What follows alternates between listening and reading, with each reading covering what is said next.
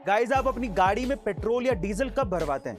अगर आप अपनी गाड़ी में पेट्रोल या डीजल दोपहर में भरवा रहे हैं तो आपको पैसों का नुकसान हो रहा है। कैसे? चलिए जानते हैं। देखिए, गर्मियों के दिनों में जैसे जैसे दिन चढ़ने लगता है वैसे वैसे टेम्परेचर बढ़ने लगता है, जिसकी वजह से फ्यूल एक्सपेंड होने लगता है और उसकी डेंसिटी घटने लगती है, जिसकी वजह से वॉल्यूम बढ़ने लगता है। इसका मतलब सीधा सीधा ये है कि आप जितने पैसे पे कर रहे हो उससे कम ही फ्यूल आपको मिल रहा है। पर इसमें पेट्रोल पंप के मालिक की कोई गलती नहीं है। ले दे के बात सिर्फ इतनी है कि अगर आपको पेट्रोल या डीजल भरवाना है तो आपको सुबह सुबह जल्दी या फिर देर रात को भरवाना चाहिए, आपको पूरा फ्यूल मिलेगा। गाइस, ये जानकारी आपको कैसी लगी कमेंट सेक्शन में जरूर लिखेगा। और ऐसे गाइस, अगर आपको भी मेरी तरह कार्स में बहुत ज्यादा इंटरेस्ट है तो आज इस वीडियो में मैं आपको दुनिया की सबसे लंबी कार के बारे में बताने भी वाला हूं और आपको दिखाने भी वाला हूं, जिसे देखने के बाद आप लोग भी दंग रह जाएंगे।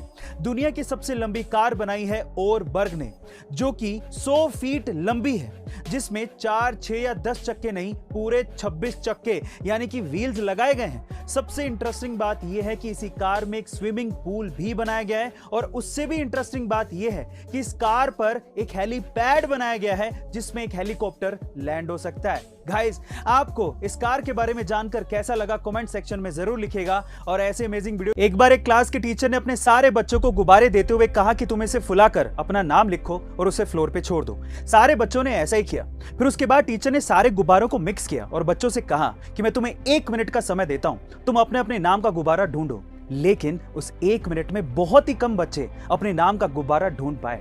उसके बाद टीचर ने कहा कि कोई बात नहीं, अब तुम एक काम करो, तुम्हारे हाथ में सबसे पहले जो भी गुब्बारा आ रहा हो उसे उठाओ, उस पे जिसका भी नाम लिखा है उसे वो दे दो।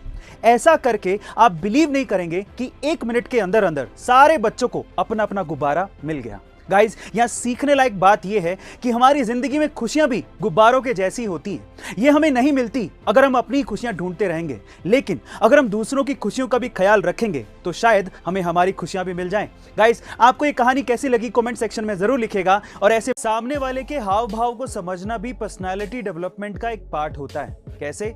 चलिए उसे 2 एग्जाम्पल से समझते हैं।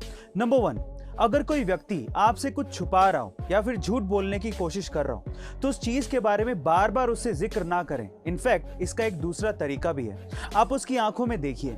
लंबे समय तक उसकी आंखों में देखने से उसे आपसे झूठ बोलने में असहजता महसूस होगी और हो सकता है कि वो आपसे सच बोलने लगे। नंबर 2, अगर कोई व्यक्ति आपसे बात करते हुए बार बार घड़ी या फिर मोबाइल में समय देख रहा हो तो इसका मतलब यह है कि उसे अपने काम के लिए देरी हो रही है और आपके काम में या आपकी बातों में उसकी कोई भी दिलचस्पी नहीं है। गाइस, ऐसे ही अमेजिंग साइकोलॉजिकल फैक्ट्स के लिए शेयर सब्सक्राइब। गाइस, इंडिया में तो स्कूल्स के अंदर पहली दूसरी ग्रेड से ही बच्चों के एग्जाम शुरू हो जाते हैं, लेकिन जापान में ऐसा नहीं होता।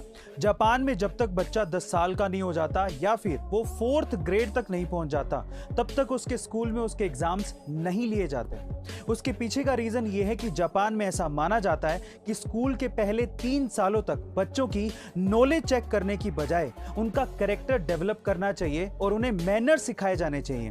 यानी कि जापान में नॉलेज से पहले बच्चों को मैनर्स सिखाए जाते हैं। गाइस, क्या आपको भी ये लगता है कि इंडिया में भी स्कूल्स के अंदर बच्चों के साथ ऐसा ही कुछ होना चाहिए? कमेंट सेक्शन में जरूर लिखेगा। और ऐसे अमेजिंग वीडियोस के